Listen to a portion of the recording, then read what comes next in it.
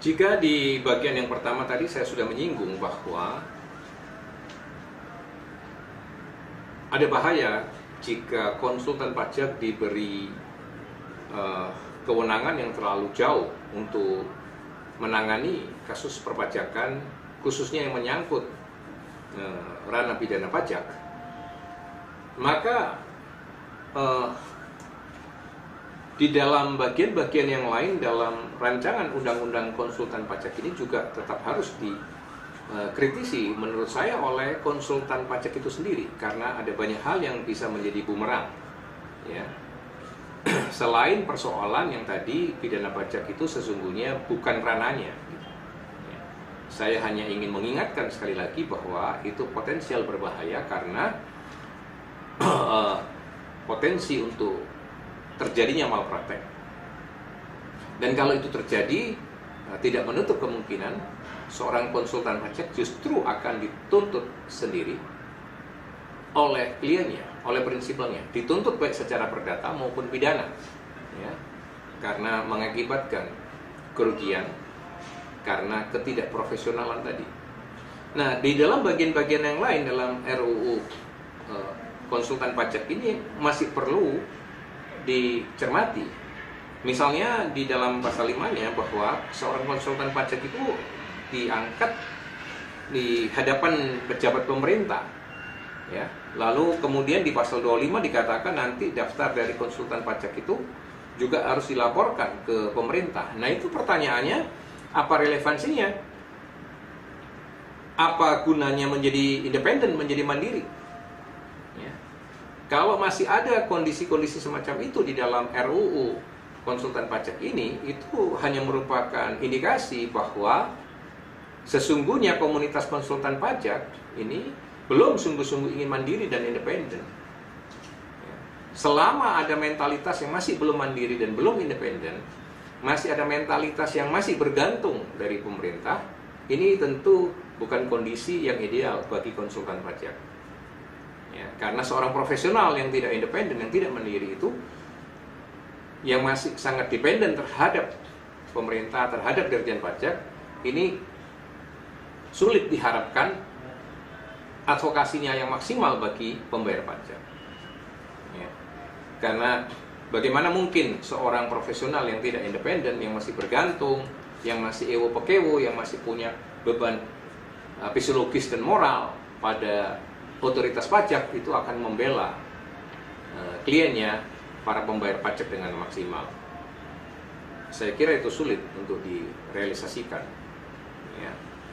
Nah, hal lain yang perlu juga dikritisi adalah bahwa di dalam rancangan undang-undang ini masih konsultan pajak masih ingin memonopoli sebagai satu-satunya profesional yang berhak mendampingi pembayar pajak. Saya kira ini jelas bertentangan dengan putusan MK nomor 63 tahun 2017 yang telah menyatakan tafsir yang mengatakan kuasa wajib pajak adalah konsultan pajak itu adalah inkonstitusional, bertentangan dengan Undang-Undang Dasar 45. Dan itu bahkan di dalam pasal yang lain, di dalam pasal 24 misalnya, ayat 2-nya dengan sangat tersurat menegaskan bahwa organisasi konsultan pajak yang dimaksud, ya, sebagai satu-satunya organisasi itu adalah Ikatan Konsultan Pajak Indonesia. Nah, dua hal ini jelas bertentangan dengan konstitusi karena bertentangan dengan kebebasan berserikat.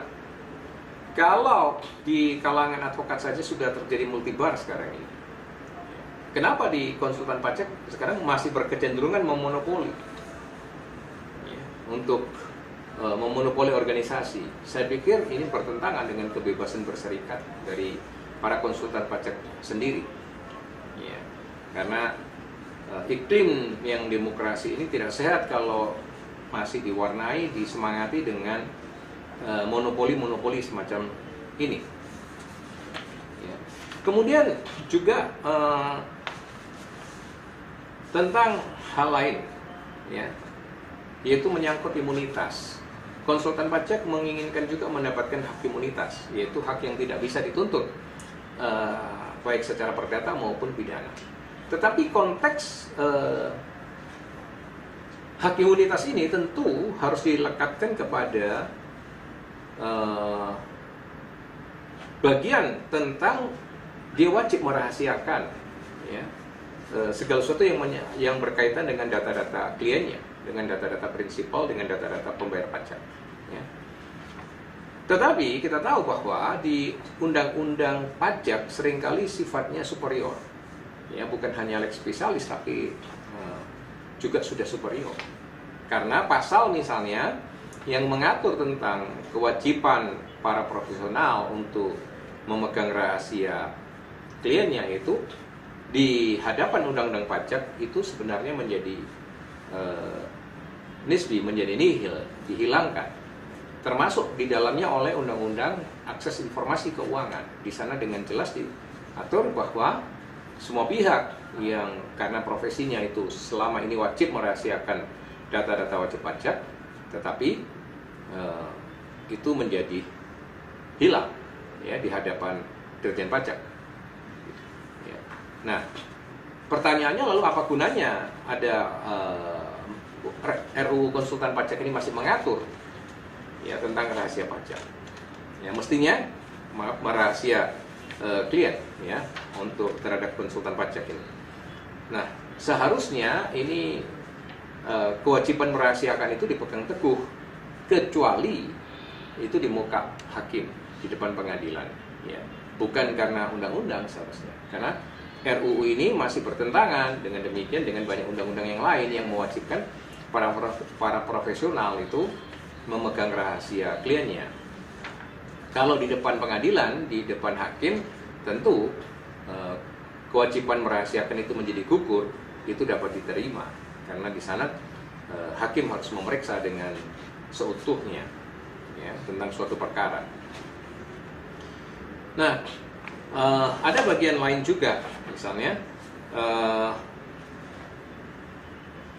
yang bersifat, ya, memaksa ini organisasi lain yang di luar Ikatan Konsultan Pajak Indonesia itu harus bergabung pada IKPI atau pada IKPI ini dalam waktu 3 bulan. Kalau tidak, diancam dibubarkan.